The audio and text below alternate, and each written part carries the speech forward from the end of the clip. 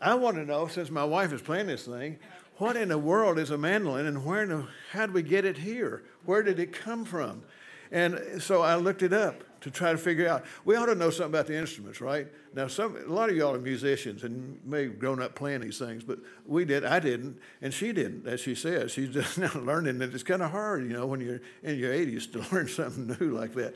So hats off to you, honey. Anyhow, the mandolin is an interesting instrument. And so we're learning about all this ourselves, and I thought we'd do some on instruments here the next maybe few weeks. Well, the mandolin's history can be traced as far back as the round-back gittern. Now, that was a kind of a bowl-shaped instrument that was played as long ago as the 12th century. It was very popular throughout Europe, all the big countries there, from the king's courts all the way down to bars. Everybody played those things, and they loved them.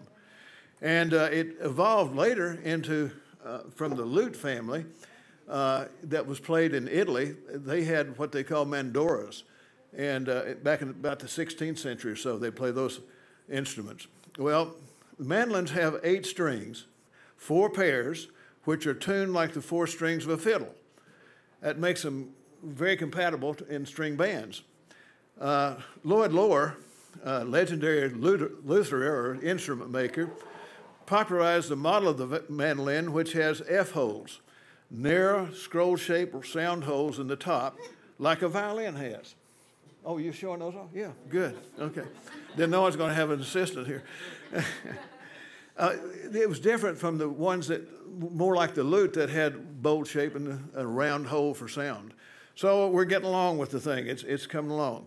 Well, by the 1880s, a mandolin craze swept the United States when a large number of Italian immigrants brought those mandolins with them, those old mandoras, and Spanish mandolinists were beginning to tour the world. They made it popular.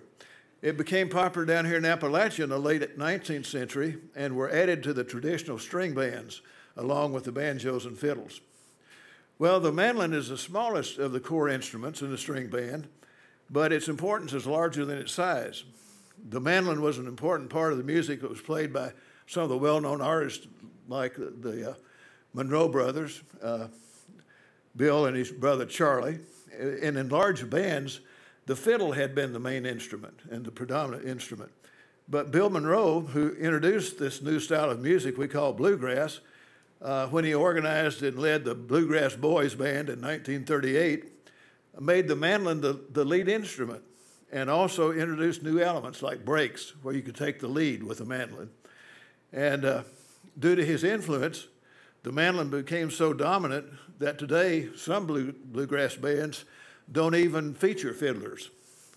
Monroe's Gibson F5 mandolin, Gibson and Martin, I think, were the ones that started producing those early, the companies that produced them way back.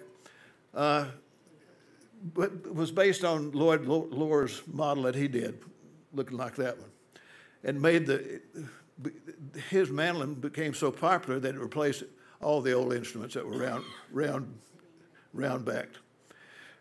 Well, though Bill Monroe's bluegrass band raised the prominence of the mandolin, it also has a home with other stringed instruments, playing anything and everything from country, old-time, traditional, classic, and folk music. The mandolin is so popular because it is so versatile in its use and because of its beautiful, bright, clear sound that you just heard a minute ago. So it now is one of the main instruments in our string bands.